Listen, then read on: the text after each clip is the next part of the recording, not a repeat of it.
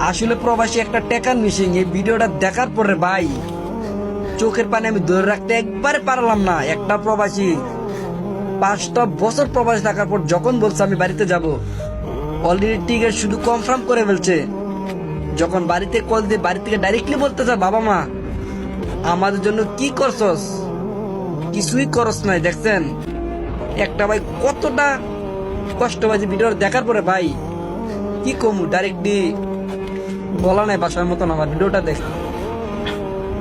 এপ্রিলের 1 তারিখে আমি বাড়ি যাওয়ার কথা ছিল, টিকিটও কাটছি। তো 2019 সালে আমি আসছিলাম দুবাইতে। ওই টাইম বয়স খুব কমই ছিল। তো এর মধ্যে অনেকবার দেশে যাইতাম চাইছি, কিন্তু পারিনি বিভিন্ন রকম সমস্যার কারণে। এখন যখন টিকিট কাটি ফেলেছি, এখন তো যাওয়াই লাগবে। বাড়িতেও বলছি, কিছু কথা অনেক খারাপ লাগছে। আজকে 5 বছর 5.5 বছর প্রবাসে।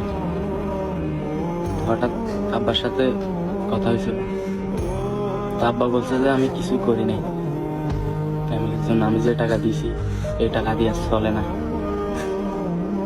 এর মধ্যে বোনরে বিয়ে দিছি, আমি বাইরে আনছি।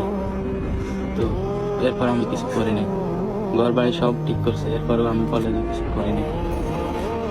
এর মধ্যে আমি অনেকবার অসুস্থ হয়েছি, দেশে যাইতাম চাইছি, যাইতে দেয় নাই।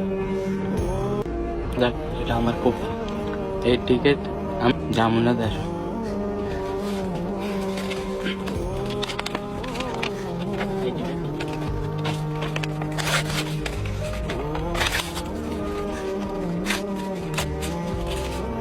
এই পাসপোর্ট